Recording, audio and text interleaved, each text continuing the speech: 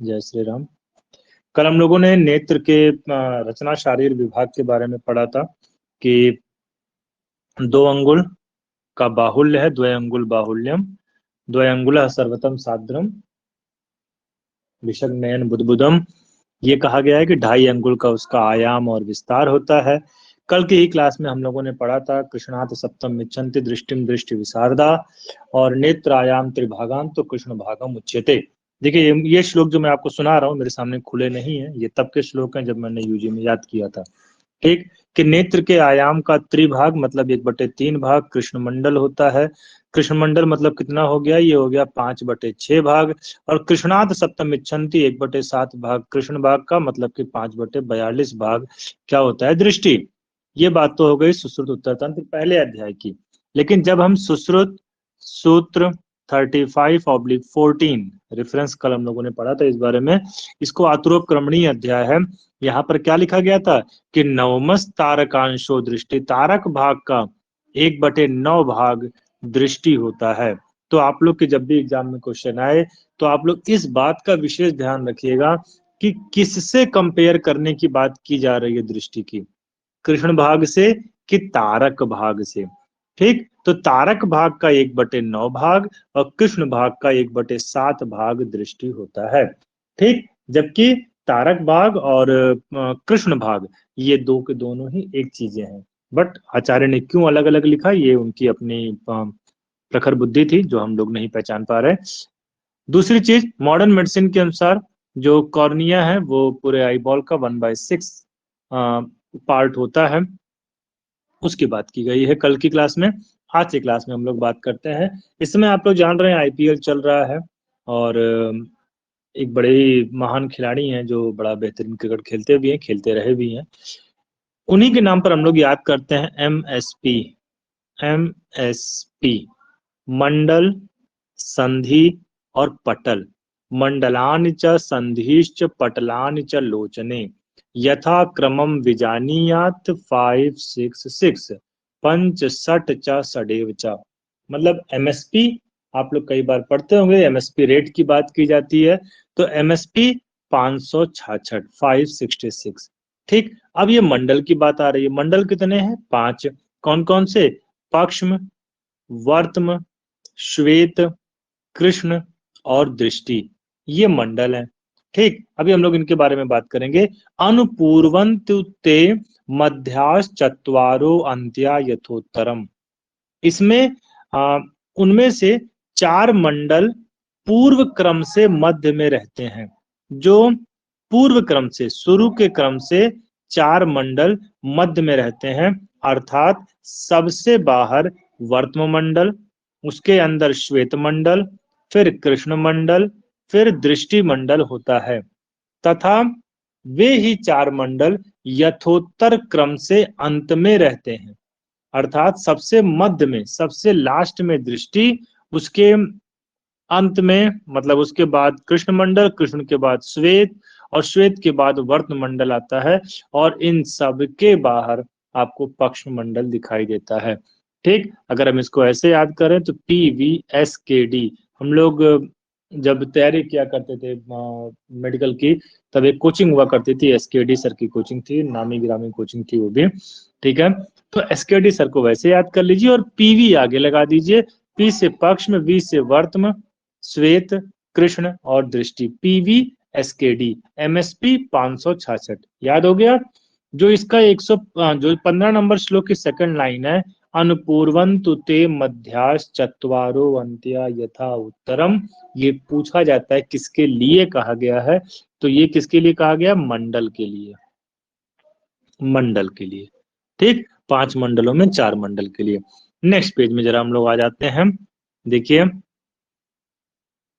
यहां पर मंडल को सर्किल्स, संधि को जंक्शंस और पटल को लेयर्स या ट्यूनिक्स कहा जा सकता है, जो हम लोगों ने अभी याद किया MSP 566।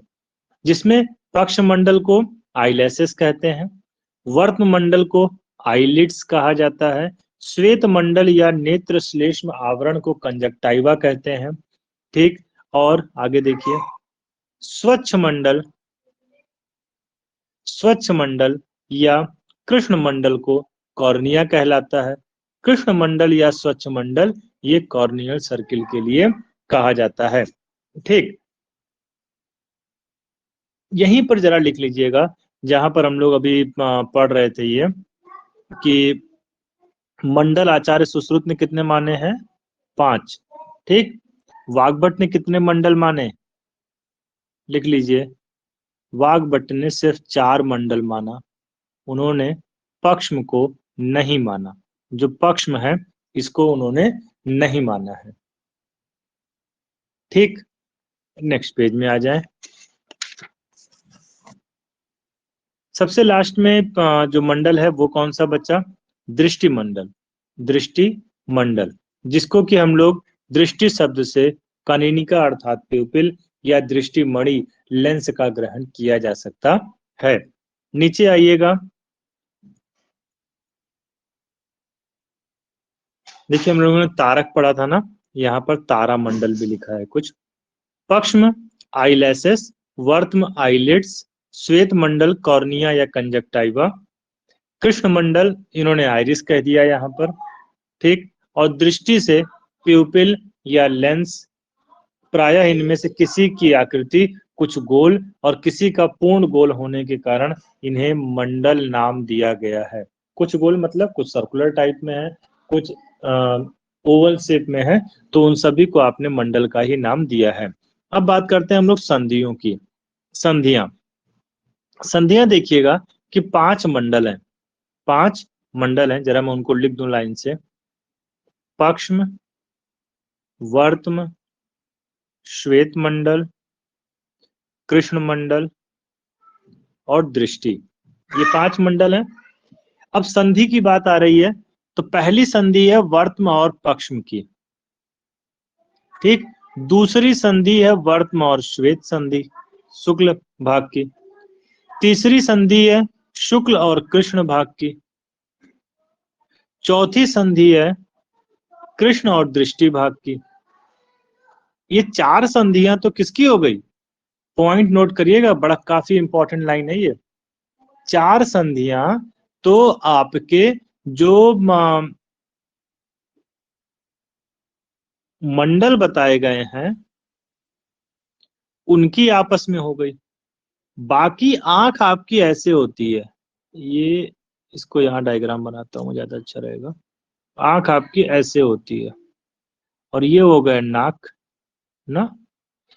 एक संधि ये बनी जो नाक की तरफ है, और एक संधि ये बनी जो आंख के किनारे वाले साइड, लेटरल साइड में, जहां शंख मर्म होता है।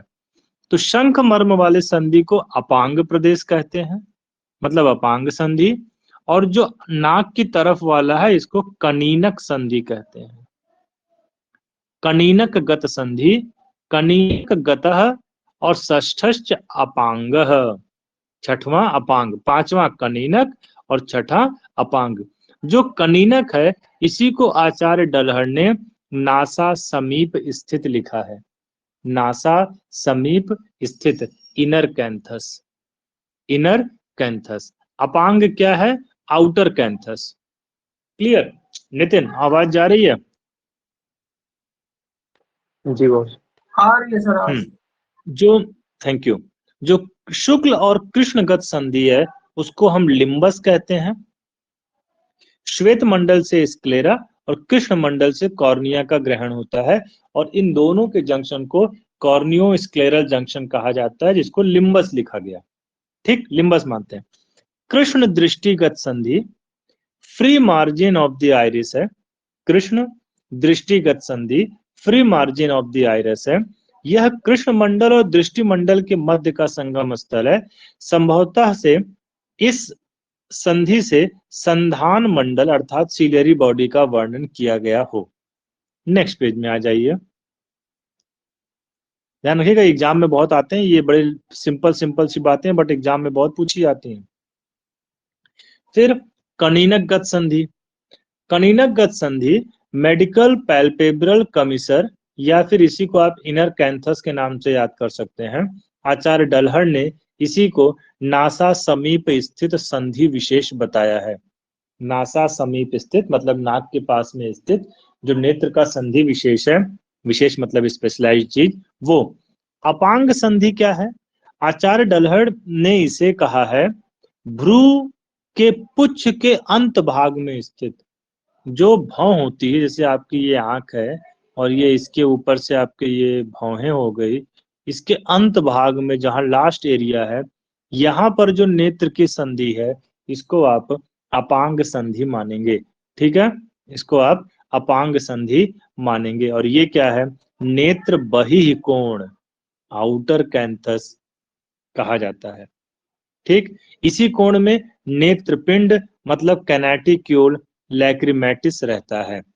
अब आ जाइए अगले में, हम लोगों ने क्या याद किया था? MSP, मंडल 5, संधि 6, और आखिरी है पटल 6। ध्यान रखिएगा, यही यही MSP ही बहुत पूछा जाता है। और MSP का सबसे इंपॉर्टेंट क्वेश्चन जो अभी BHU में भी पूछा गया और पिछले UPSC में भी आया हुआ क्वेश्चन है। ठीक, देखिए क्या है कि कितने पटल, P से पटल नेत्र में होते हैं और कितने अक्षी में होते हैं। जरा इसको लिख लीजिए, नेत्र में 6 पटल और अक्षी में 4 पटल।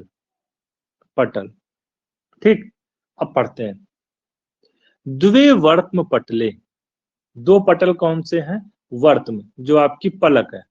ठीक, विद्यात चत्वारि अन्यानि च अक्षिणी, कुल 6 पटल हैं, जिसमें से 2 तो वर्त्म पटल हैं, बाकी जो 4 हैं वो अक्षी पटल हैं। और नेत्र क्या है? वो पक्ष्म, वर्त्म और जो श्वेत मंडल है, कृष्ण मंडल है, दृष्टि मंडल है, इन 5 मंडलों का समूह है एक प्रकार से।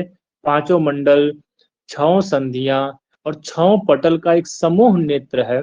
तो इसमें एक शब्द आ गया कि नेत्र में कितने पटल हैं। इसी तरीके से क्वेश्चन पूछा जाता है कि नेत्र में तो 6 पटल हैं, लेकिन अक्षी गोलक में कितने पटल हैं? जो आपका पूरा आई बॉल है, आई बॉल के अंतर्गत वर्त्म नहीं आता, आईलिड आई बॉल में नहीं आती, वो उसकी कवरिंग है बाहर से। ठीक, तो आईलिड जो है वो 2 पटल हैं जो ऊपर से कवरिंग कर रहे हैं, और जो आई बॉल है इसमें अक्षी जिसे कहा जा रहा है, या अक्षी गोलक, संस्कृत में शब्द लिखा है अक्षी और हिंदी में अक्षी गोलक, इसमें कितने पटल हैं? 4 पटल। पटल का मतलब लेयर्स भी आप मान लीजिए, इस तरीके से करके भी चल सकते हैं। देखिए, फिर इन पटलों में जायते तिमिरम येषु व्याधि परम दारुणः, इन्हीं नेत्र गोलक के 4 पटलों में अत्यंत दारुण दुखदायक तिमिर नामक रोग होता है। घुमा करके एक बार क्वेश्चन पूछा गया कि तिमिर नामक रोग कितने पटलों में होता है? आंसर विल बी 4, क्योंकि तिमिर आपके वर्त में नहीं होता, तिमिर अक्षी गोलक की बीमारी है। ठीक, तो तिमिर 4 पटल में होगा, अक्षी में या अक्षी गोलक में, इसको नेत्र गोलक इन्होंने लिख दिया, उसमें टोटल 4 पटल हैं। तो तिमिर जायते तिमिरम येषु व्याधि परम दारुणः, तिमिर परम दारुण व्याधि है, कठोर व्याधि है, दुखदायक व्याधि है। और ये कितने पटल में होती है? 4 अक्षी पटल में। ठीक, अब देखिए यहाँ पर जो पटल हैं, इन 4 पटलों को उन्होंने अभी महाभूत के अनुसार भी डिवाइड किया या फिर धातुओं के अनुसार भी डिवाइड किया, जिसमें तेजो जलाश्रितम बाह्यम, लिखिएगा जरा, बाह्य भाग ये कैसा है? तेज और जल मिश्रित, तेजो जलाश्रितम बाह्यम। तेषु अन्यत पिशिताश्रितम, ये सबसे नंबर 1 हो गया। नंबर 2 वाला कैसा है? देखिए नीचे लिखा है तो हम लोग क्यों बार बार लिखे। विमर्श के सेकंड पैराग्राफ में देखिए, प्रथम रचना प्रकरण में आश्रय या स्वरूप की दृष्टि से जैसे बाह्य पटल तेजो जल आश्रित, द्वितीय पटल पिशित मतलब मांस आश्रित, मेदस तृतीयम, तीसरा पटल जो है वो मेद के आश्रित है, और चौथा अस्थि के आश्रित है। कोड लिखिएगा, तेज पी में अस्थि, तेज पी में अस्थि। तेज से तेज और जल दोनों ग्रहण कर लीजिए। पी से पिशित, में से मेद और अस्थि से अस्थि। 1, 2, 3 और 4 पटल, वो भी कहाँ के? अक्षी वाले। तेजो जलाश्रितम बाह्यम तेषु अन्यत् मेदस तृतीयम पटलम आश्रित तंतु अस्थि चापरम पंचमांस समम दृष्टे तेषाम बाहुल्यम इष्यते। ये बड़ा इंपॉर्टेंट है कि इन चारों की स्थूलता, जो ये चारों पटल है, इनकी मोटाई कितनी है? दृष्टि के 1/5 भाग। दृष्टि का 1/5 भाग। अच्छा, दृष्टि की साइज कितनी थी? अभी हम लोगों ने बात किया था कि पूरे नेत्र के आयाम का दृष्टि कितना है। कोई बता दो भैया, मुझे थोड़ा अच्छा लग जाए। 1/8। 1/8। 1/8। सॉरी सर, कृष्ण मंडल के 7वें भाग के बराबर। कृष्ण मंडल टोटल का मुझे 1/7। बताओ, कृष्ण मंडल या ये सब नहीं, दृष्टि का प्रमाण कितना बताया मैंने कल की क्लास में आपको? आज की क्लास में भी सुबह सुबह बताया। 5/42। हाँ बिल्कुल सही। किसने बोला? अमितेश ने। जी सर। Thank you. 5/42 दृष्टि का क्या कह रहे हो अंशुल? सर कृष्ण मंडल का 1/7। बिल्कुल सही। यही तो मैंने बोला कि नेत्र के आयाम का 3 भाग कृष्ण मंडल और कृष्ण मंडल का 1/7 दृष्टि। लेकिन मैंने तो सीधा प्रश्न पूछा ना कि दृष्टि का प्रमाण कितना है। अब अगर कृष्ण मंडल का 1/7 है तो कृष्ण मंडल कितना है ये बताओ।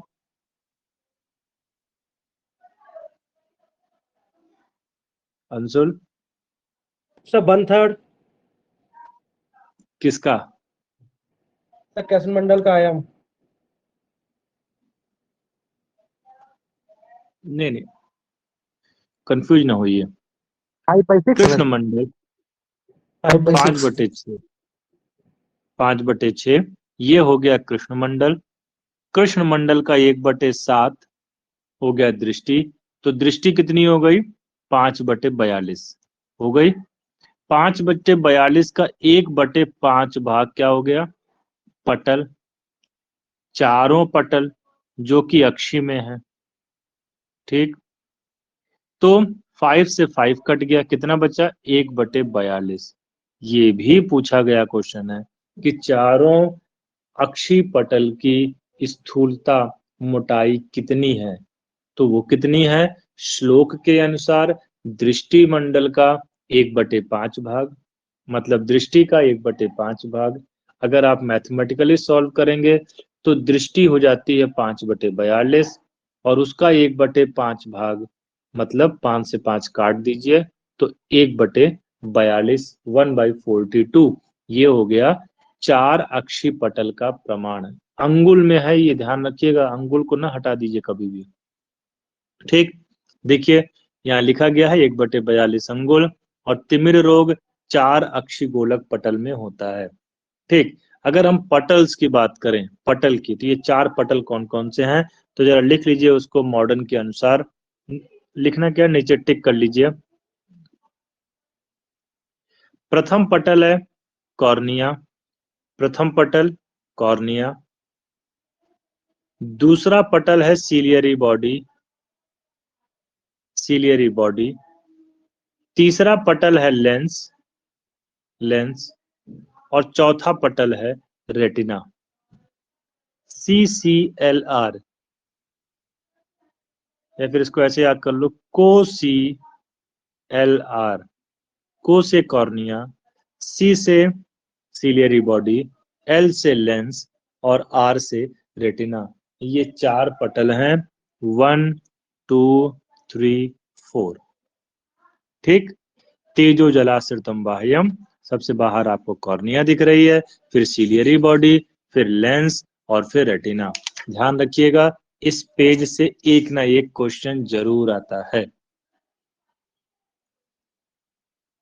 नेक्स्ट पेज में आइए।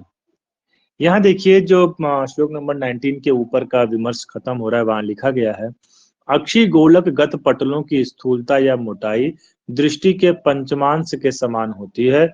5/42 का 1/5 1/42 अंगुष्ठ की होती है। तो यहाँ अंगुष्ठ शब्द लिख दिया है इन्होंने, वास्तविकता में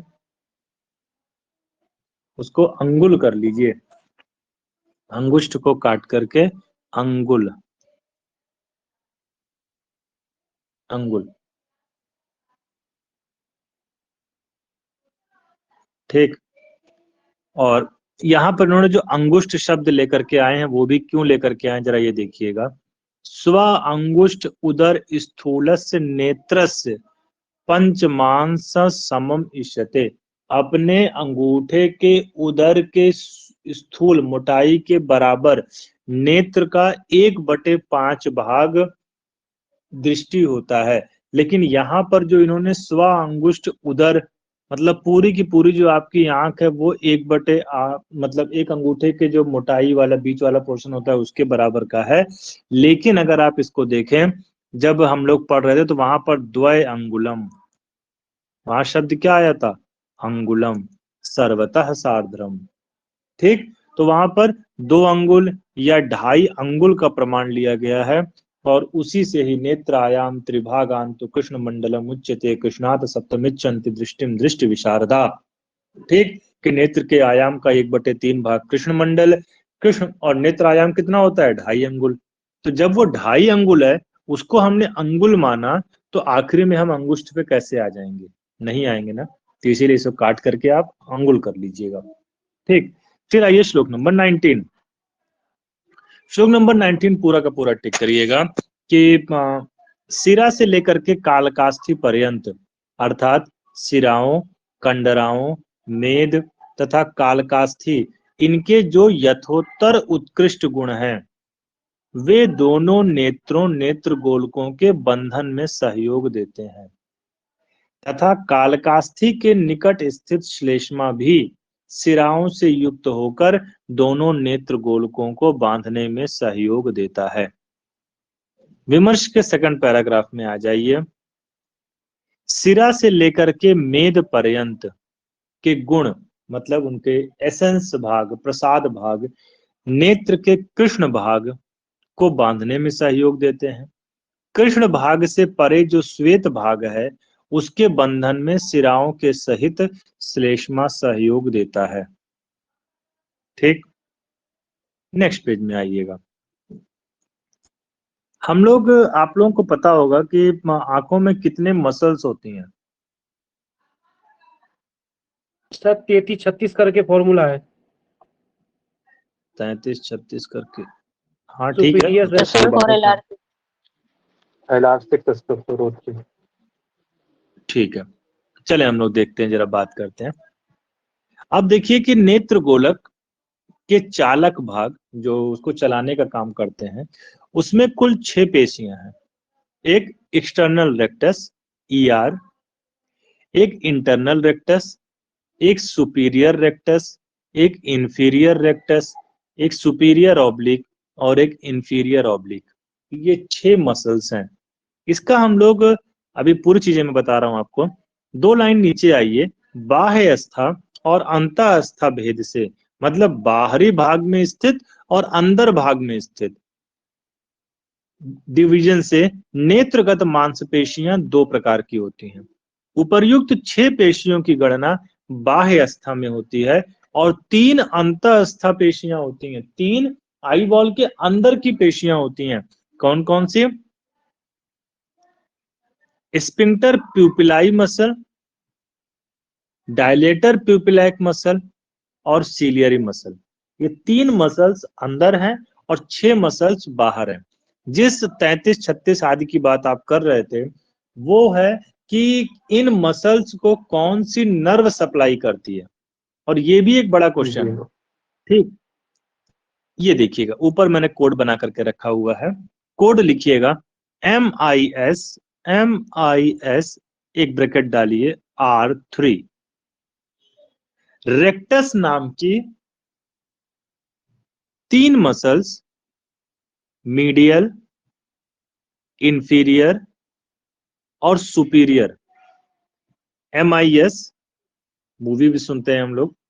मीडियल रेक्टस, इंफीरियर रेक्टस और सुपीरियर रेक्टस, इन तीनों को गवर्न करने वाली मसल है थर्ड, ऑकुलोमोटर। ऑकुलोमोटर। फिर आइए, रेक्टस में ही एक और है, 4 रेक्टस मसल होती हैं, पहले ये भी याद कर लीजिएगा। LR6। L का मतलब लेटरल, R से रेक्टस, और इसको छठी नर्व सप्लाई करती है जो कि एब्डुसेंस है। एब्डुसेंस। फिर आइए, SO4। S मतलब सुपीरियर, O से ऑब्लिक, और इसको चौथी मसल सप्लाई करती है जिसे हम क्या कहते हैं, ट्रॉक्लियर। फिर IO3। IO3 मतलब इंफीरियर ऑब्लिक मसल को तीसरी नर्व सप्लाई करती है और वो है ऑकुलोमोटर। ठीक। अगर मैं इन जनरल बात करने आऊं तो इससे कई सारे क्वेश्चंस बनते हैं। पहला कि रेक्टस मसल कितनी है, तो रेक्टस मसल 4 है। ऑब्लिक मसल्स कितनी है, ऑब्लिक मसल 2 है। टोटल कितने हो गए, 6। टोटल कितने हो गए, 6। Rectus 4, oblique 2। एक क्वेश्चन और सुन लीजिए, रेक्टस मसल्स को सप्लाई करने वाली नर्व के नाम क्या क्या हैं, तो ओवा, ऑकुलोमोटर और एब्डुसेंस। ठीक। और ऑब्लिक मसल्स को सप्लाई करने वाले कौन है, ओटी, ऑकुलोमोटर और ट्रॉक्लियर। मैं मतलब क्वेश्चन को घुमा घुमा करके बता रहा हूं कितने तरीके से पूछा जा सकता है। ठीक। फिर ऑकुलोमोटर नर्व कितनी मसल्स को सप्लाई करती है, तो कुल 4 मसल्स को ऑकुलोमोटर नर्व सप्लाई करती है। 3 रेक्टस और 1 ऑब्लिक। 3 रेक्टस कौन सी, MIS, और 1 ऑब्लिक कौन सी, inferior oblique, IO3। Clear. SO4 sulphuric acid के नाम से आप याद कर लीजिएगा, और LR6 ये अलग से याद कर लीजिए। बाकी आपको MIS R3, IO3 जरा साथ कर लीजिए, LR6 और SO4।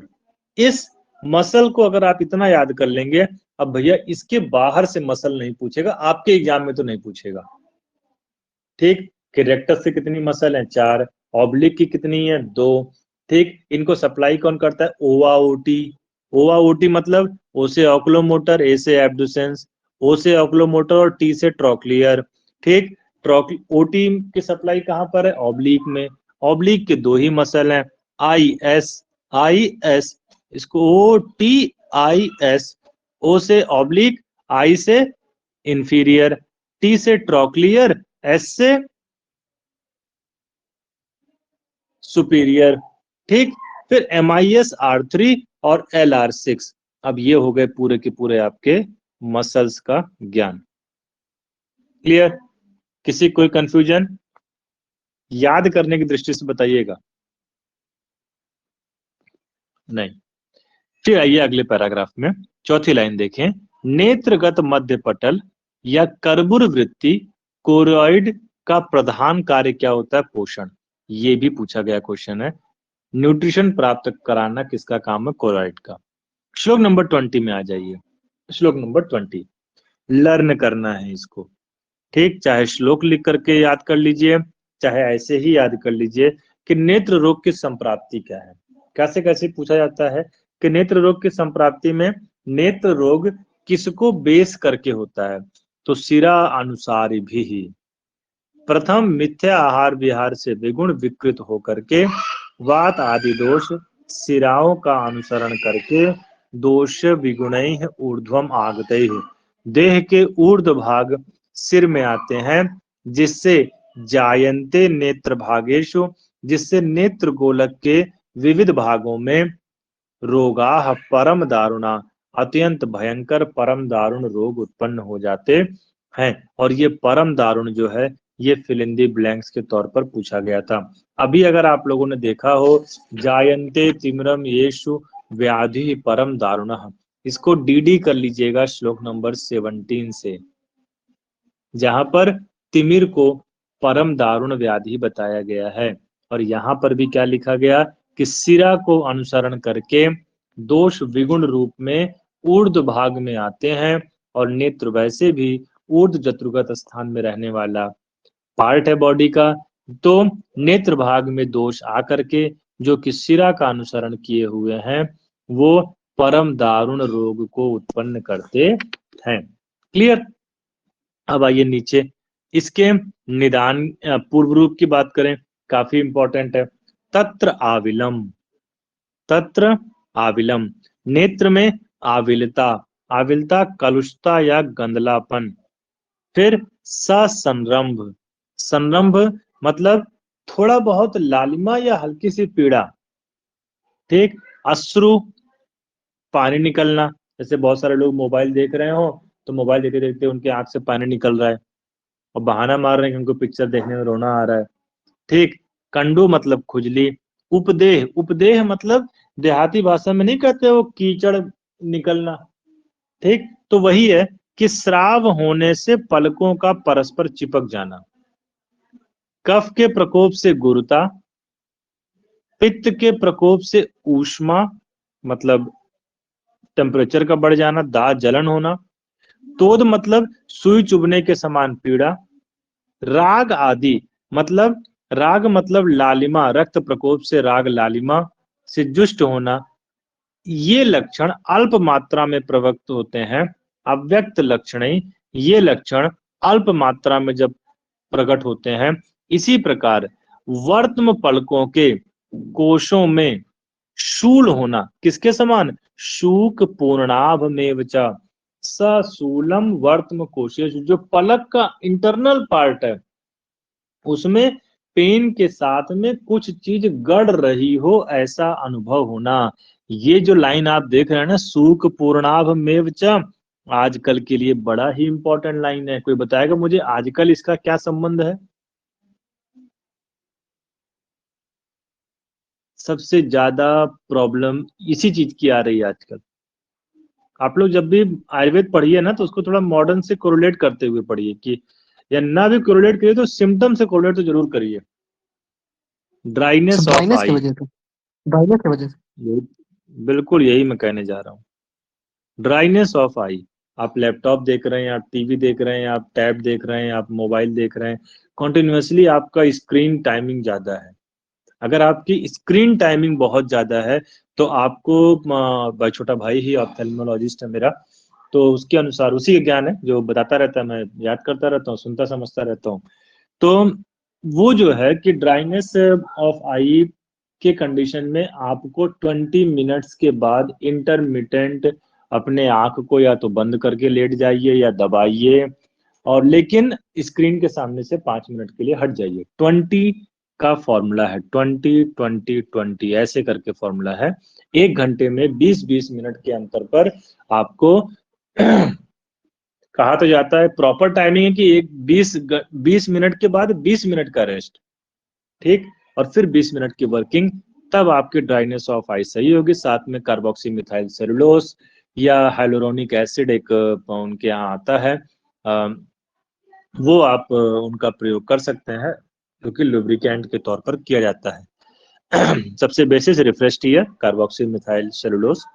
ठीक, अब ड्राइनेस ऑफ आई, इस ड्राइनेस ऑफ आई को आप पेशेंट जब भी आपके पास आएगा ना, वो क्या बोलेगा? डॉक्टर साहब हमारी आंख गड़ती है। क्या बोलती है? आंख गड़ती है, उसके ऊपर की जो पलक है वो अंदर चिपकती है, ऐसा महसूस होता है। तो वो यही है, सशूलम वर्त्म कोशेषु, पेन के साथ वर्त्म कोश में पेन होता है, और साथ में शूक पूर्णाभ में च, शूक पूर्णाभ उसमें कुछ टूसा, जैसे टूसा जैसे चला गया, गेहूं की बाली या चावल का जो रहता है वो सूख जाकर के जो लग गया, तो उसके समान आंख में भरा हुआ ऐसा महसूस होना।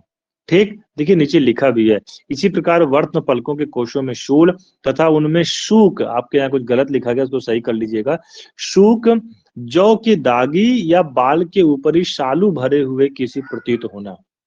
फिर विहन्यमानम रूपे वा क्रियासु अक्ष यथा पुरा, नेत्र रूप दर्शन या प्रकाश सहन में तथा अवलोकन आदि विभिन्न क्रियाओं में पूर्व के समान कार्यशील नहीं होते हैं। इस तरह दृष्टवैव धीमान बुद्धित दोषेण अधिष्ठितम तु तत्, इस तरह बुद्धिमान वैद्य इस पूर्व रूप को देखकर नेत्र को दोष से युक्त है ऐसी कल्पना समझे। समझ गए बच्चों? जरा यहाँ समझ लीजिएगा, शूक पूर्णाभ। अब ये वाली कंडीशन ना आए कि सर हमको रटना पड़ रहा था बैठ करके, इससे बेहतरीन तो मैं नहीं समझा सकता या कोई भी नहीं समझा सकता, क्योंकि और सब लोग बड़े तरीके से बताते होंगे, बट जब तक आप प्रैक्टिकल नहीं दिमाग में घुसेड़ लेंगे ना, तब तक वो नहीं समझ में आएगा। इसी तरीके से शूक पूर्णाभ में की तरह ही एक शब्द और है, शूक पूर्णाभ नासात्वम। देखिएगा यहां पर शब्द हो गया शूक पूर्णाभ नासात्वम। जब नाक आपकी सूख जाती है, कभी आप लोगों ने नोटिस किया है कि अंदर आपको जो श्लेष्मा का एरिया है वो अगर सूख जाता है तो वो भी नाक के जो अंदर वाला जो पूरा एरिया है वहां पर वो प्रेशर डाल रहा होता है, पिंच कर रहा होता है, तो आप नाक में अंगुली करते हैं उसको निकाल के बाहर। तो शूक पूर्णाभ नासात्वम, नाक में शूक पूर्णाभ टूसा घुस गया है ऐसा महसूस होना। ये कब होगा? पॉइंट नोट करिएगा, कुछ भी ब्लड ऐसे ही आयुर्वेद में नहीं लिख दिया गया। क्या है? नासाशोष। नासाशोष किसने लिखा? वाग्भट ने। वाग्भट ने लिखा कि जब आपकी नाक सूख जाती है, बोला भी जाता है देहाती भाषा में भी लोग ये बोलते हैं भैया नाक सूख गई है, ठीक, जब नासाशोष हो जाता है ऐसी कंडीशन में शूक पूर्णाभ नासात्वम होता है। डायरेक्टली तो चरक सुश्रुत ने नहीं लिखा, लेकिन मेरा पर्सनल ज्ञान कि जब नेत्र शोष हो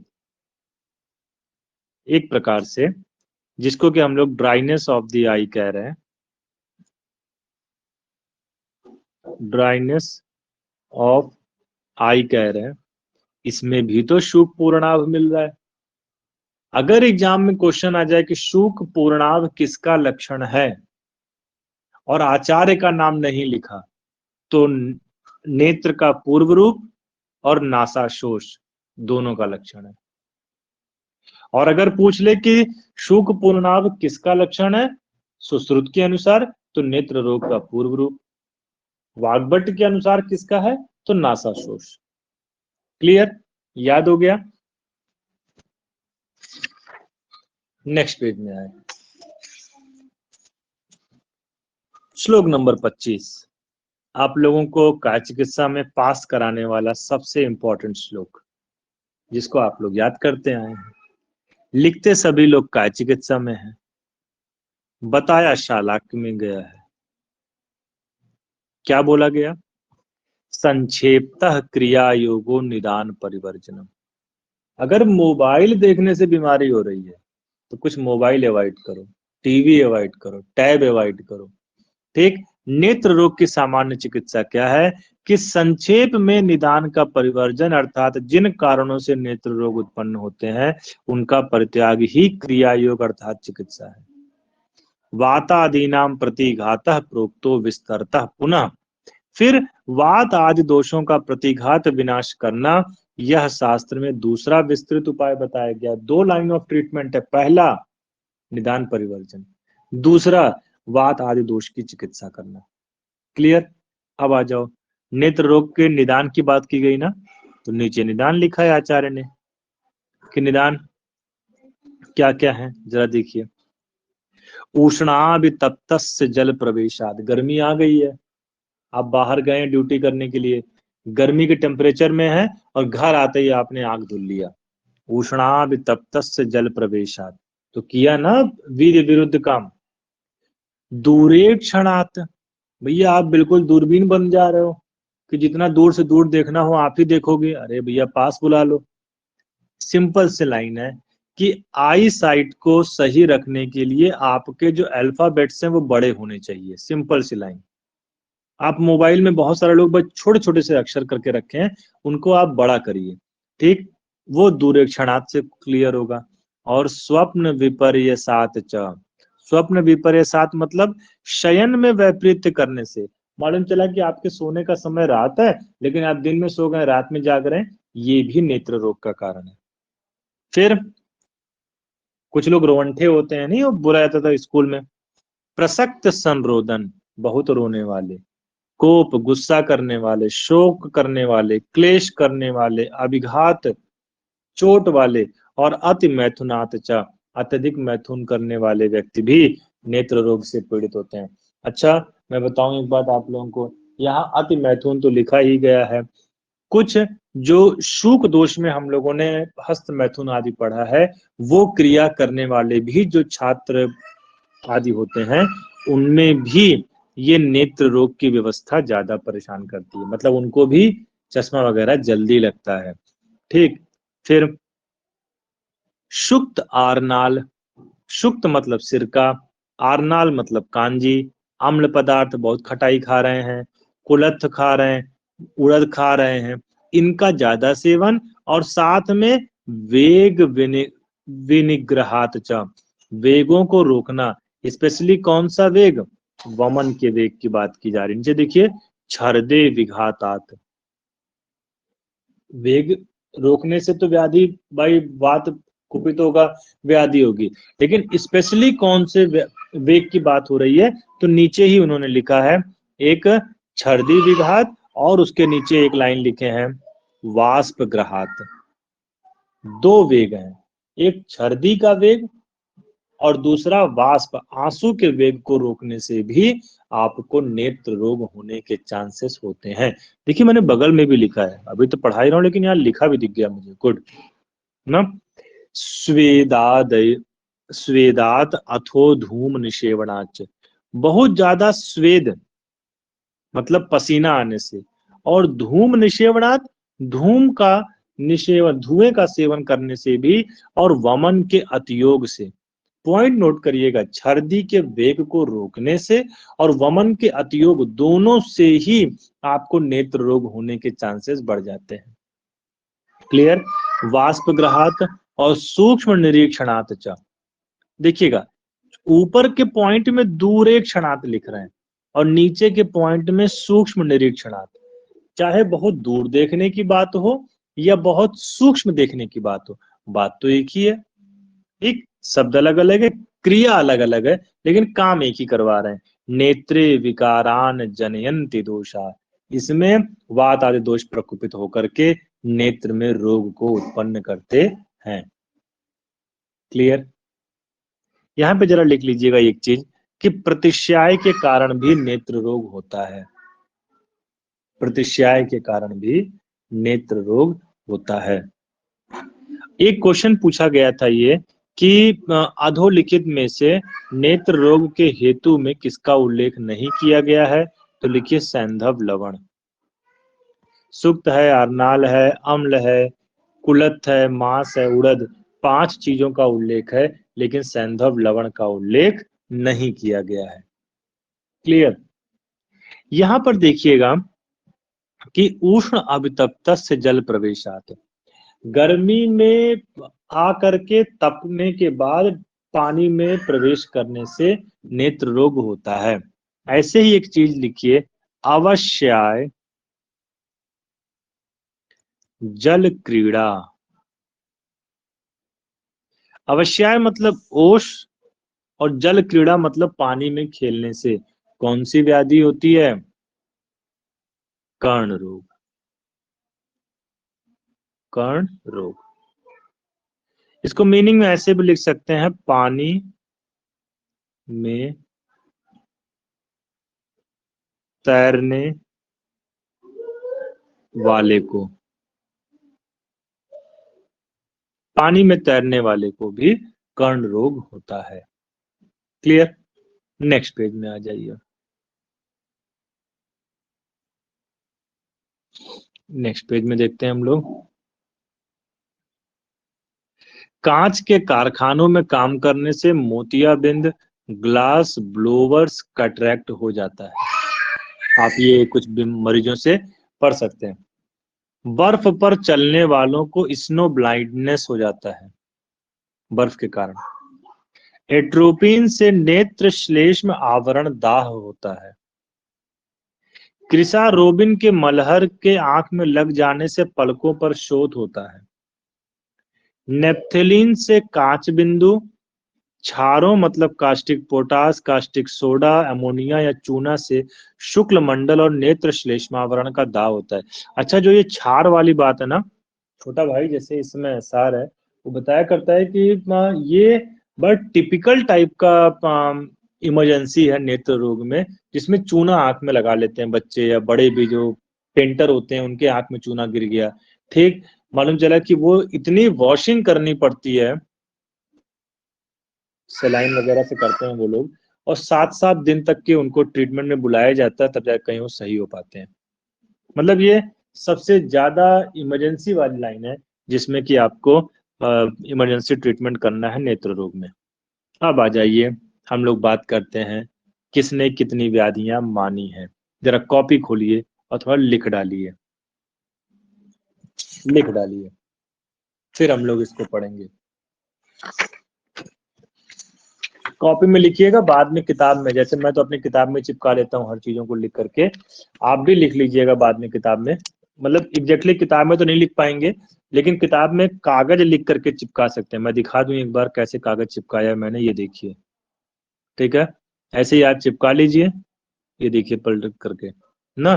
तो इस तरह आप चिपका लीजिएगा बाद में, लेकिन जरा उससे पहले लिख लीजिए कुछ चीजें, क्योंकि ये बड़ा इंपॉर्टेंट है। अब क्लास शुरू हो रही है आप लोगों की एक तरह से नोट्स वाली चालाकी में। लिखिएगा पहले माधव, भाव प्रकाश, योग रत्नाकर। कुल व्याधि कितनी बताए हैं? 76 प्लस पक्षमशात, कौमा कुंचन, टोटल कितनी हो गई? 78 व्याधियां। 76 प्लस पक्षमसात और कुंचन। आचार्य सुश्रुत ने कितनी मानी है? 76। आचार्य सुश्रुत ने 76। वाग्भट्ट ने कितनी मानी है? 94। वाग्भट्ट ने 94। फिर से लिखिएगा इसी को अलग से भी लिखिए। चरक, नेत्र रोग, हेडिंग डालिएगा नेत्र रोग। चरक 4 और 96, 4 या 96।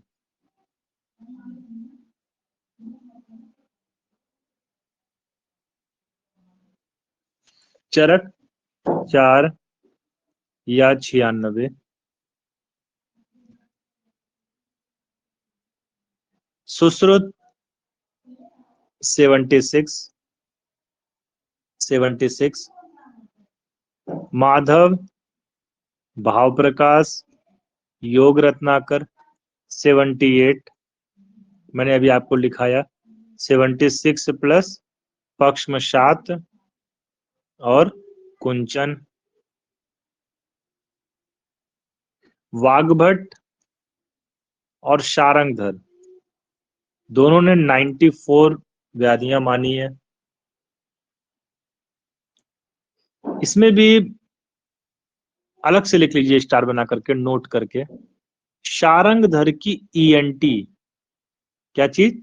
ENT, ear nose throat. Year का मतलब नाक, नाक के कान। कर्ण, नोज का मतलब नासा, और थ्रोट का मतलब कंठ।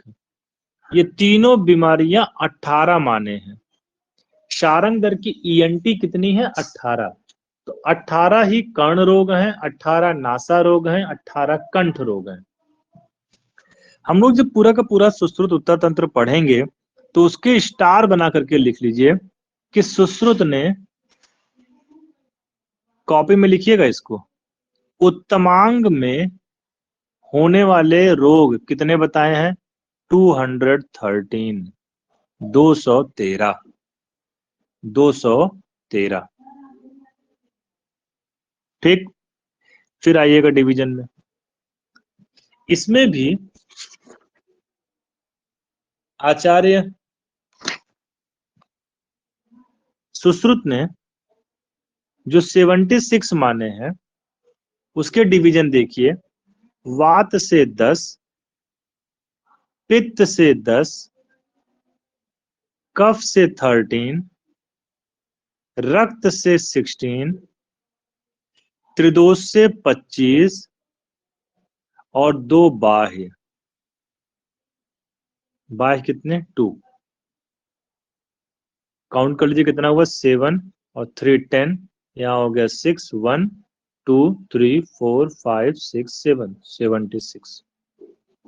वातात, अब श्लोक देखिएगा जो आपके सामने स्क्रीन पे दिख रहा है। वातात 10, पित्तात तथा पित्तात, पित्त भी 10, कफात चैव त्रयोदश, कफ कितने? 16, रक्तात षोडश, रक्तज 16, सर्वजाह पंचविंशति, सभी मिलाकर के 25, तथा बाह्यौ पुनर्द्वौ, बाह्य कितने? 2, रोगाः षट् सप्तशतिः, कितने रोग कितने हैं? 76। तो सर्वज रोग 25 हैं, इसी को आप लिख सकते हैं सर्वसर। सर्वसर नेत्र रोग कितने हैं? 25। अच्छा, स्टार बना करके अलग से लिख लीजिए।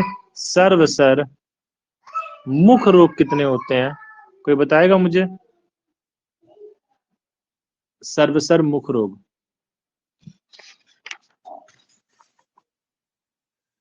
अरे बता दिया करो भैया। सर्वसर मुख रोग सिर्फ 3 है, 3। सुश्रुत निदान स्थान 16वें अध्याय में पढ़ेंगे हम लोग। अब आइए एक टेबल बनाइए, आपको स्क्रीन पे मैं टेबल दिखा दे रहा हूं। टेबल दिख रहा है? सभी को टेबल दिख रहा है? इसी तरीके से Yes, टेबल sir. बनाना है। एक अधिष्ठान, स्क्रीनशॉट लेना हो तो भी ले सकते हैं, और एक संख्या। संख्या में 2 कॉलम बनाइएगा, एक सुश्रुत और एक वाग्भट। ठीक, उसके सामने साध्य, फिर याप्य और फिर असाध्य। समझिएगा, श्लोक नंबर 29 से लेकर के जो इस चैप्टर के आखिरी श्लोक है, श्लोक नंबर 45 तक का मैं टेबल आपको बनवा रहा हूं। ठीक, श्लोक में टिक करवा दूंगा, लेकिन टिक कराने का कोई मतलब रहेगा नहीं, सिर्फ यही जो मैं टेबल बनवा रहा हूं यही काम आने वाला है, और ये पूरे आयुर्वेद के टाइम तक आपको काम आएगा। ठीक, चलें शुरू करते हैं। अधिष्ठान, लोकेशन। जब हम शालाक्य पढ़ने आते हैं तो यहाँ पर व्याधियां कैसे लिखी? संधिगत, वर्तमगत, शुक्लगत, कृष्णगत, दृष्टिगत, सर्वगत और बाह्य। इस बेसिस पे 7 डिविजन्स किए गए हैं, और यही 7 चैप्टर हमको आगे मिलेंगे। तो सबसे पहले लिखिए संधिगत। संधिगत सुश्रुत वाले संख्या के ब्रैकेट में पढ़ लीजिए 76। सुश्रुत ने कुल नेत्र रोग कितने माने हैं? 76। वाग्भट ने कितने माने हैं? 94। ठीक, तो सुश्रुत के संधिगत रोग कितने हैं? 9। पुयालसा, सोपनाह, श्रावा, पर्वणिका, अलजी, कृमि ग्रंथिश्च, विज्ञेया, रोगा, सन्निगतानम। ठीक, ये 9 है। वाग्भट ने भी 9 संधिगत रोग माने हैं। जो साध्य वाला आपने टेबल बनाने में लिखा है, साध्य, याप्य और असाध्य, तो साध्य के ब्रैकेट में लिख दीजिए 52। टोटल 52 व्याधियां साध्य हैं। कितनी? 52। याप्य में सिर्फ 7 और असाध्य व्याधियां हैं 17। अगर इनको भी आप मिला लेंगे तो 17 और 7 24 और 24 और 52 मिला करके 76। क्लियर। अब आइए संधिगत में साध्य कितनी है? 4। 4 लिखिएगा नाम। पर्वणी, पर्वणी, पूयालस, पर्वणी, पूयालस, उपनाह और कृमि ग्रंथि। कृमि ग्रंथि। याप्य कितना है? कोई भी नहीं। असाध्य कितनी व्याधि हैं? भाई 5 ही तो बची, कुल 9 थी। अलजी, 4 नेत्र स्राव। 4 नेत्र स्राव कौन कौन से हैं? पित्तज, कफज, रक्तज और सन्निपातज। यहां से आपको क्या मालूम चल गया कि वातज नेत्र स्राव नहीं होता। ठीक। अब आ जाइए अगले में। अधिष्ठान में वर्तमगत, सेकंड व्याधि है वर्तमगत। सुश्रुत के अनुसार 21, वाग्भट में 24। साध्य व्याधियों की संख्या है 17। सिर्फ संख्या डाल दीजिए। आप लोग क्लास के बाद नाम भी लिख सकते हैं, 2-3 लाइन छोड़ दीजिएगा, लेकिन लिखने की जरूरत नहीं पड़ेगी। याप्य में लिखिए सिर्फ 1 पक्ष्मकोप, और वो भी सन्निपातज होता है। पक्ष्मकोप सन्निपातज होता है। अच्छा, पक्ष्मकोप में कितनी प्रकार की चिकित्सा की जाती है?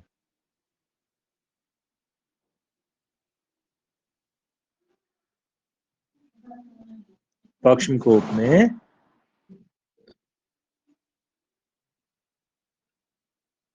बताओ भाई नितिन, डॉक्टर अनिल। छेदन, भेदन, लेखन, औषध। छेदन, भेदन, लेखन, औषध। अच्छा, पहले आंसर जो मैंने पूछा था वो था कि कितने प्रकार की, तो उसका आंसर क्या होगा आपके अनुसार? मैंने कितने पूछा ना, कितने का मतलब संख्या, तो पहले इसका आंसर दीजिए। 4। 4, ठीक। ये तो 4 सही हो गया। अब ये 4 कौन कौन सी है? छेदन, भेदन, लेखन, औषध। क्या आपको लग रहा है आप सही बता रहे हैं? तुक्का मार रहा हूँ सर। हाँ, तुक्का मार रहे हैं, ठीक, कोई बात नहीं। ये जो 4 प्रकार की चिकित्सा है, चतुर्विध चिकित्सा, ये पक्ष्मकोप के अलावा और किस व्याधि में बताई गई है? अर्श। हर्ष रोग, बहुत सही। हर्ष रोग में 4 प्रकार की चिकित्सा कौन सी है अमितेश? पहला हो गया भेषज, दूसरा शस्त्र कर्म, तीसरा क्षार कर्म और चौथा अग्नि कर्म। ठीक है डॉक्टर इरशाद? भेषज, शस्त्र, क्षार और अग्नि जी कर्म। जी। फिर आइए, 3 प्रकार के हैं जो असाध्य हैं वर्तमगत रोग। कौन कौन से? वातहत वर्तम, वातहत वर्तम, ये वात के कारण होता है। निमेष, ये भी वात के कारण है। और शोणितार्श, ये रक्त के कारण है। शोणितार्श रक्त के कारण है। तीसरे में आ जाइए शुक्लगत। तीसरे में शुक्लगत, सुश्रुत के अनुसार 11, वाग्भट के अनुसार 13। इसमें सबकी सभी साध्य है। शुक्लगत मतलब स्क्लेरा वाली बीमारियां जो है वो सबकी सभी साध्य हैं, ऑल साध्य, कोई भी याप्य या असाध्य नहीं है। फिर आइए कृष्णगत। चौथा नंबर है कृष्णगत। सुश्रुत के अनुसार 4 व्याधियां, वाग्भट के अनुसार 5 व्याधि, सिर्फ एक साध्य है आवरण शुक्ल। आवरण शुक्ल, यहां शुक्ल भी लिखते हैं और इसको शुक्र भी लिखते हैं। और पॉइंट नोट करिए कि बीमारी कहाँ की है? कृष्णगत की, और लिखा क्या गया है? शुक्ल। लोग बड़ा कंफ्यूज होते हैं कि ये शुक्लगत की व्याधि तो नहीं है। नहीं, ये कृष्णगत की व्याधि है। आवरण शुक्ल होता किससे है? रक्त के कारण, और सिर्फ एक साध्य है। याप्य कोई भी नहीं है, 3 असाध्य हैं। 3 असाध्य। कौन कौन से? अजका जात, रक्तज, अक्षिपाकात्य, सन्निपातज और सवर्ण शुक्ल, ये रक्तज है। फिर आइए पांचवें में दृष्टिगत। दृष्टिगत में सुश्रुत के अनुसार 12 व्याधियां हैं, वाग्भट के अनुसार 27 व्याधियां हैं। साध्य में 3 साध्य हैं। कौन कौन सी? कफ विदग्ध दृष्टि और पित्त विदग्ध दृष्टि। कफ विदग्ध दृष्टि और पित्त विदग्ध दृष्टि।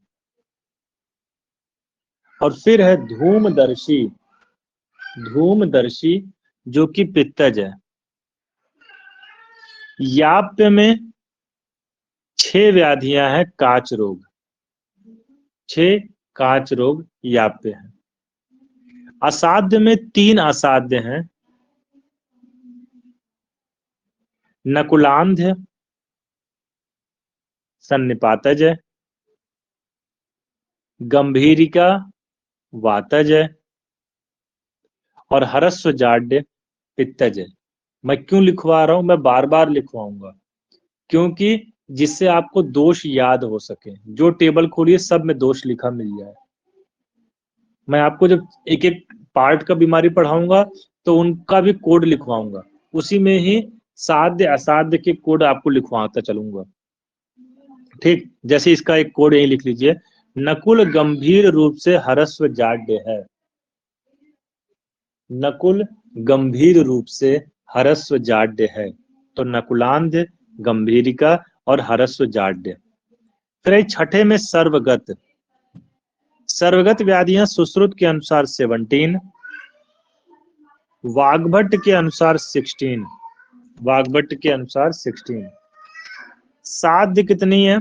16 और असाध्य एक है, हताधिमंत।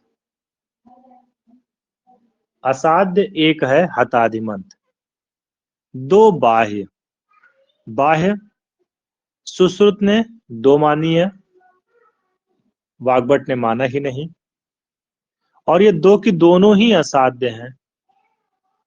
एक सानिमित्त लिंगनाश और दूसरा अनिमित्त लिंगनाश। सानिमित्त लिंगनाश और अनिमित्त लिंगनाश।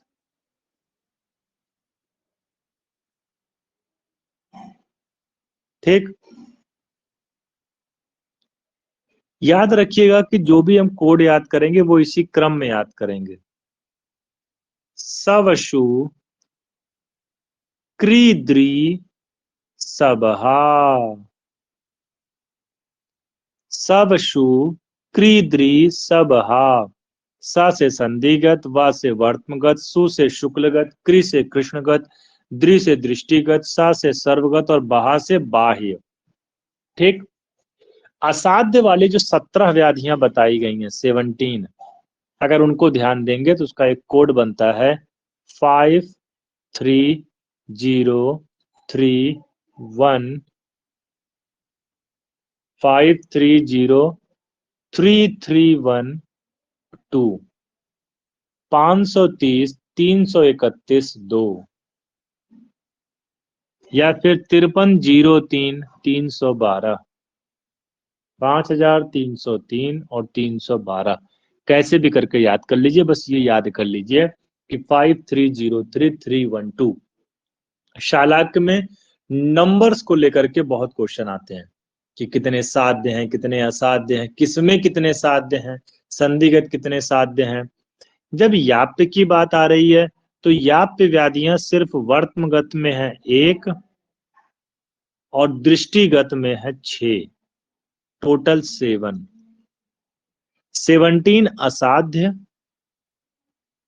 और 7 है याप्य। बाकी 52 जो है वो साध्य है। ये याद हो गया? कल पूछूंगा अभी, फिर लिखिएगा।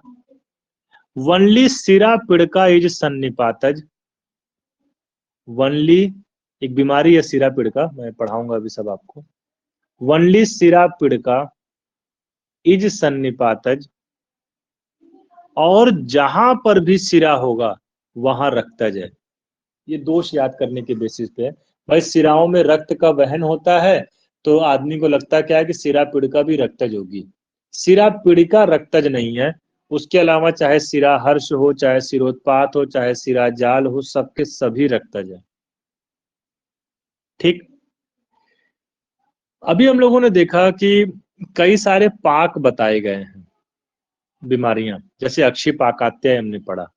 तो लिखिए, ऑल पाक ऑफ नेत्र रोग, ऑल पाक ऑफ नेत्र रोग आर सन्निपातज एक्सेप्ट शुष्क अक्षिपाक दैट इज वातज। शुष्क अक्षिपाक में शुष्क शब्द लिख गया ना, और शुष्क किसका गुण है? वात का। फिर देखिए, कृष्णगत रोग कितने बताए गए थे? 4, जिसमें से एक साध्य था और 3 असाध्य थे। ठीक।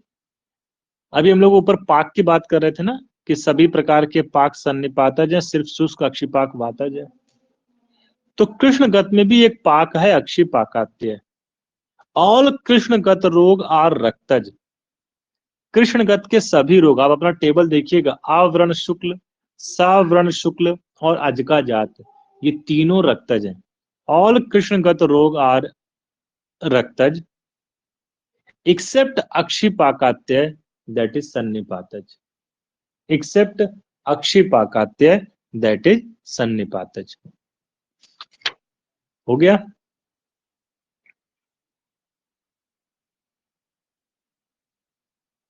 स्टार बना के लिख लीजिए, सारे काच याप्य हैं। काच रोग 6 ही होते हैं और 6 के 6 याप्य हैं। ठीक। अब आ जाइएगा, जो श्लोक हम लोग पढ़ रहे थे एक बार फिर से टिक कर लीजिए बस केवल, बाकी सबको आप टिक कर लीजिएगा अलग अलग से। हम लोग, मैं अभी टिक कराई देता हूँ, काहे छोड़ू सबको।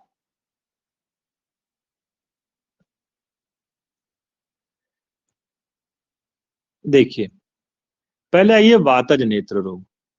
वातज नेत्र रोग, हम लोग इसका भी एक टेबल बनाते हैं, लेकिन आप इसको ऐसे ही लिख डालिए। वातज नेत्र रोग में एक कोड लिखिएगा 514, या फिर चाहे तो आप लोग टेबल बना ही लीजिए।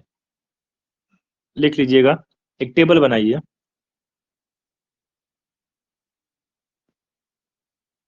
टेबल बनाइए, साध्य, याप्य और असाध्य, SYA, साध्य, याप्य, असाध्य। वातज व्याधियां कुल कितनी है? 10। 5 साध्य, 1 याप्य और 4 असाध्य, 514, 514। पित्तज भी है 10, कोड है 622, 6 साध्य, 2 याप्य, 2 असाध्य। ठीक। कफज है 13, इसका कोड है 1111, 1111। 11 साध्य, 1 याप्य, 1 असाध्य। फिर आइए रक्तज। रक्तज है 16, सब चीजें क्रम से रहेंगी। 1114, 1114। फिर आइए सर्वगत या सन्निपातज, ये कितनी है? 25, तो 1924, 1924। 19 साध्य, 2 याप्य और 4 असाध्य। प्लस करके लिख लीजिए, असाध्य वाले में 2, 2, 2 बाह्य। ठीक, यहां लिख लीजिएगा बाह्य, और यहां लिख दीजिए 2, और दोनों कैसी हैं? असाध्य। ठीक। तो यहां पर अब जरा हम लोग एक एक की बात करने आ जाएं। वातज में 5 साध्य हैं, 1 याप्य है और 4 असाध्य हैं। 4 असाध्य कौन से हैं?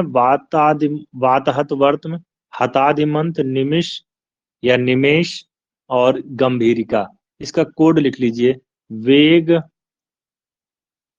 है ना। व से वातहत वर्तम, ग से गंभीरिका, ह से हतादिमंत और न से निमेष। निमेष। वातज काच रोग याप्य है। भाई 6 प्रकार के काच रोग हैं, इसीलिए आपको हर टेबल में याप्य में कोई न कोई नाम दिखा है। ठीक।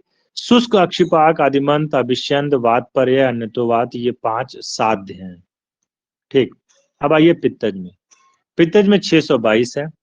जल स्रावश्च पैत्तिकः, जल स्राव और हरस्व जाडय, ये 2 व्याधियां दोनों पित्तज हैं और 2 की दोनों ही असाध्य हैं। ठीक। जल स्राव जब कभी पूछा जाता है कि जल स्राव का दोष क्या है, तो लोग जल से उसको कफज मान लेते हैं, तो ये कफज ना होकर के पित्तज है। कांच रोग में 2 कांच रोग हैं, एक परिमलाई कांच और एक नील कांच, दोनों याप्य हैं। ठीक। अभिष्यंद, अधिमंत, अम्लादूषित, सुक्तिका, पित्त विदग्ध दृष्टि और धूमदर्शी, ये 6 साध्य पित्तज रोग हैं। ठीक। आइए कफज में। कफज में 1111 ना, तो इसमें देखिएगा एक कफज स्राव है जो कि असाध्य है और एक कफज काच्य है जो कि याप्य है, बाकी सभी साध्य कहे गए हैं। ठीक। नाम अभी सब हम लोग आगे याद करते चलेंगे, सिर्फ यहाँ टिक कर लीजिए। रक्तज रोग में स्पेशली टिक कर लीजिए कि 4 असाध्य हैं। कौन कौन से? रक्तस्राव, अजका जात जो कि रक्तज है, अभी हम लोगों ने पढ़ा था, अजका जात कृष्णगत है। रक्तार्श, वास्तविकता में यहाँ रक्तार्श लिखा है लेकिन ये शोणितार्श है, ये लोग भी कुछ भी नाम लिखने लग जाते हैं मीनिंग में। शोणितार्श ना, शोणितार्श उस नेत्र रोग का नाम है और रक्तार्श रक्ताजर्श का नाम होता है। और सवर्ण शुक्र, देखिए यहाँ पर शुक्र शब्द है ना, और शुक्ल भी लिखा रहता है। ये 4 कृष्णगत रोग, मतलब ये तो अजका जात और सवर्ण शुक्ल कृष्णगत में आते हैं, और ये कुल 4 व्याधियां जो असाध्य मानी गई हैं। एक याप्य है और वो कौन सा है? काच, रक्तजन्य काच। बाकी 11 एकादश रोग साध्य माने गए हैं। ठीक। नेक्स्ट पेज में आ जाइए। सन्निपातज या सर्वगत रोग की अगर हम बात करें तो उसमें पूयस्राव, नकुलांध, अक्षिपाकात्य और अलजी, कोड क्या लिखा था हम लोगों ने? 1924, ये 4 व्याधियां असाध्य हैं। काच और पक्षमकोप ये 2 याप्य हैं, बाकी 19 व्याधियां साध्य कही गई हैं। क्लियर? स्टार बना करके लिख सकते हैं कि सारे काच याप्य होते हैं, सारे काच याप्य होते हैं। ठीक।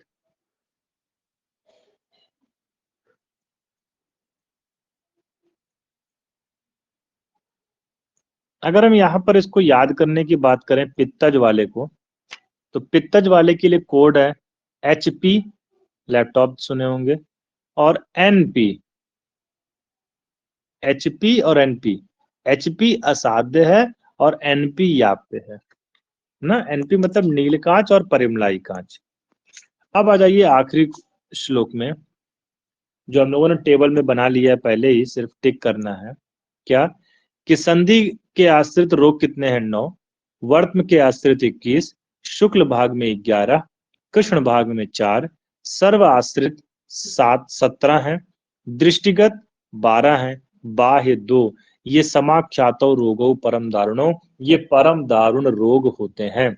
भूय एतान प्रवक्ष्यामि संख्या रूप चिकित्सकैः, इन रोगों की संख्या मतलब भेद, स्वरूप मतलब रूप लक्षण, और चिकित्सा पुनः आगे के अध्यायों में भगवान धन्वंतरी कहेंगे, ऐसा कहा जा रहा है। सर्वाश्रय रोग मतलब सर्वगत रोग या सन्निपातज रोग, आचार्य सुश्रुत के अनुसार 17 है और वाग्भट्ट ने 16 माने हैं। मैंने आप लोगों को ये लिखा दिया है। इसके साथ ही आज की क्लास खत्म होती है, चैप्टर भी खत्म होता है, और कल हम लोग चैप्टर नंबर 2 संधिगत रोग शुरू करेंगे। ठीक है। थैंक यू ऑल, सभी लोगों को नमस्कार, राम राम, धन्यवाद। और जरा पढ़ के बैठिएगा, कल मैं दोष पूछूंगा, ठीक है, जितने मैंने आज पढ़ाए हैं।